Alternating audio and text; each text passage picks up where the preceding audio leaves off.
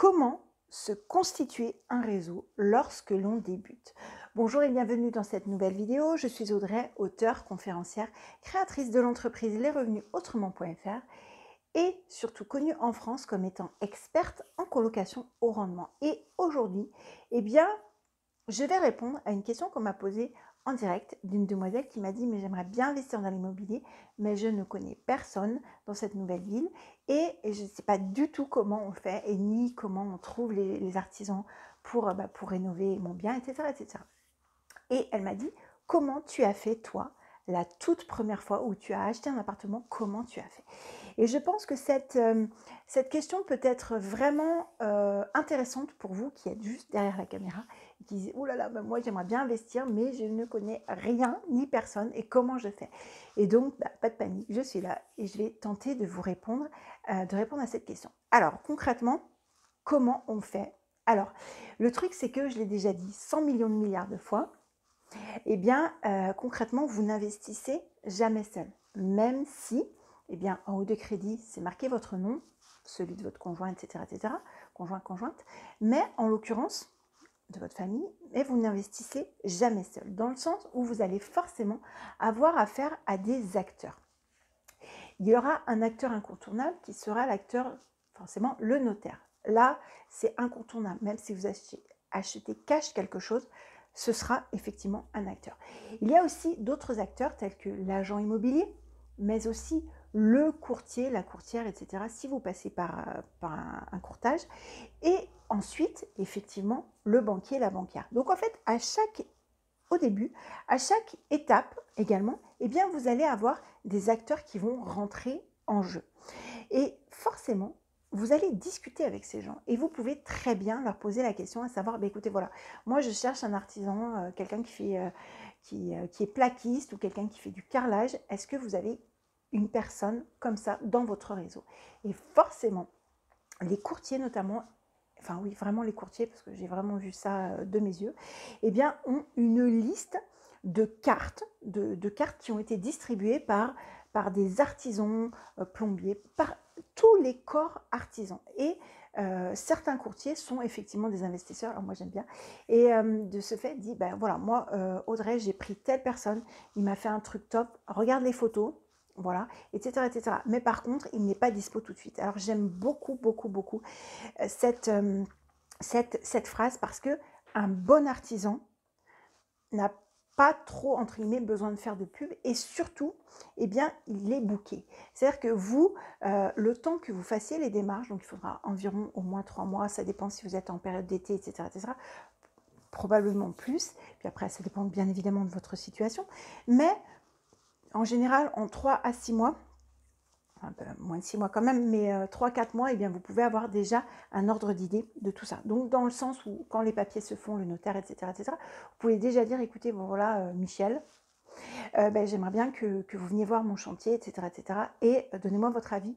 Qu'est-ce qu'on peut faire? On peut faire des devis. Est-ce que vous avez des photos? Est-ce que vous avez des exemples? Est-ce que vous êtes en train de faire un chantier? De ce fait, vous pourrez vérifier donc qu'il fait le chantier et quel est le travail qu'il fait. Est-ce que je peux le voir un petit peu ce que ça donne pour regarder un petit peu, voilà, si ça me plaît, ce que vous faites, etc. Et forcément, vous pourrez remplir et lui pourra remplir son carnet de commandes grâce à vous et inversement. Donc ça, c'est plutôt très intéressant. Alors, ça, c'est pour la partie travaux.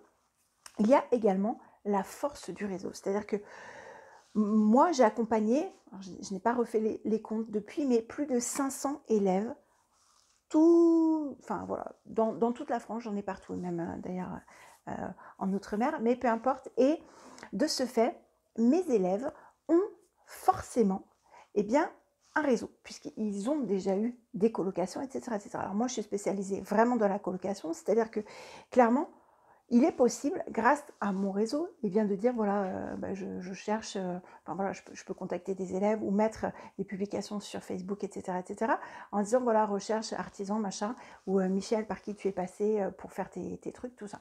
Alors vous allez me dire, mais pourquoi est-ce que tes élèves m'aideraient? Alors, tout simplement parce que vous avez deux positionnements. Vous avez soit, vous pouvez vous positionner en tant que concurrent, ok? Ou soit vous pouvez vous positionner en tant que partenaire. Personnellement, je n'ai pas de concurrents, je n'ai que des partenaires. Je l'ai déjà dit, mais je le répète parce que c'est vraiment, j'en suis, enfin vraiment, c'est quelque chose qui m'habite.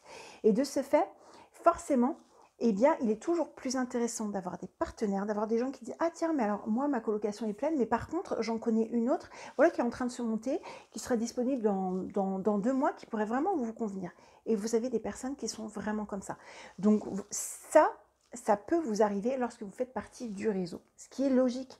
Et en plus, par rapport à la personne qui vous a recommandé, elle dit bah, « Je suis désolée, ma coloc est pleine, mais vous pouvez avoir ça. » C'est-à-dire qu'il est aussi... La personne est aussi force de proposition. Et moi, personnellement, j'adore ça. C'est pas, ah bah non, c'est loué, tant pis, c'est entre guillemets tout pour ma gueule et rien pour les autres. C'est pas ça.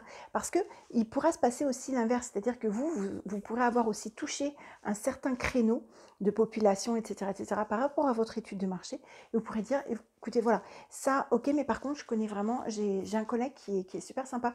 La colocation se situe là, ça peut convenir parce que vous recherchez ça, et ça peut vraiment vous convenir. Donc, ça peut être top pour vous. Ça, c'est la force du réseau, ça, c'est la force des partenaires. Et en plus, ça va vous faire gagner énormément de temps, puisque du coup, bah forcément, eh bien, la personne qui aura eu sa colocation va dire, bah voilà, je suis passée par lui. Là, c'était bien, lui, c'était pas top, mais voilà, je ne te le recommande pas, mais par contre, j'ai trouvé lui et j'ai envie de refaire.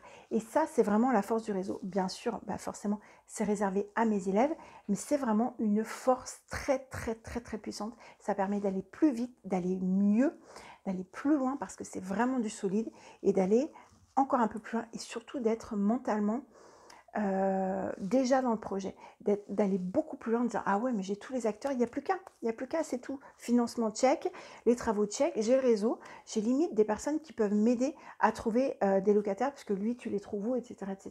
Vous pouvez être en relation et ça pour moi ça a une force de fou.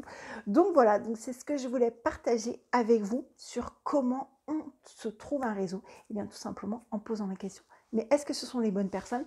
Là, on va un petit peu plus loin. Je vous conseille, si vous avez aimé cette vidéo, de me mettre un pouce en l'air hein, quand même. Et puis de vous abonner sur la chaîne Les Revenus Autrement, mais aussi en activant la cloche pour être au courant avant les autres des dernières vidéos qui sortent. Mais aussi de nous rejoindre sur tous les réseaux sociaux, Twitter, Facebook, Instagram, TikTok, et aussi eh bien, de commenter cette vidéo, je réponds à tous les commentaires, de regarder dans la description s'il y a des formations qui pourraient vous être utiles, peut-être sur comment gérer ses colocataires, parce qu'une fois qu'on a mis en place tout ça, eh bien, on veut aller plus loin et surtout on veut savoir comment est-ce qu'entre guillemets on gère les gens. Et là, ça regorge de pépites. Là, c'est du pur et du dur. Là, on est à 100% expérience et ce qui m'est arrivé va pouvoir vous arriver aussi. Donc là, on est purement dans la prévention en disant j'ai fait les bonnes choses, j'ai fait ça. Regardez dans la description, il y aura certainement des choses qui vont vous plaire. Comment créer un effet waouh, comment gérer ses colocataires, comment aller plus loin dans les crédits pour pouvoir encore continuer à investir puisque tout n'est pas dit. Et là, tout est dit. Et puis, commentez, likez, partagez cette vidéo. Et puis moi, je vous dis à très vite dans la prochaine. Ciao, ciao.